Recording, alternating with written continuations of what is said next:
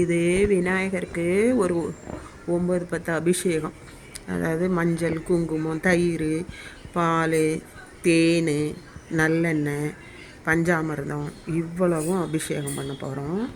கலசம் இருக்குது பக்கத்தில். ஒவ்வொரு அபிஷேகத்துக்கு அப்புறமா கற்பூர பத்தி காமிச்சிட்டு அப்புறம் அந்த சாமியை நம்ம எடுத்து வச்சு புஷ்பம் போட்டு விபூதி லாஸ்ட்டாக போட்டு எடுத்து வச்சுக்கிட்டா ரொம்ப சிறப்பு. இதுதான் இப்போ பண்ண போகிறாங்க. பண்ணும்போது வீடியோ தனியாக வரும்.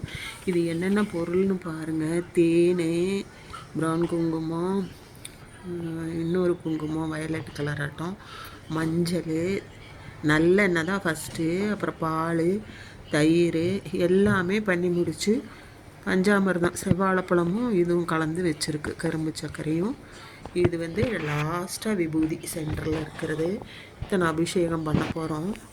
பிள்ளையார் வந்து இவர், அப்புறம் இந்த மாதிரி ஒரு பிள்ளையார் இருக்கிறாரு. இது விடுறதுக்கு.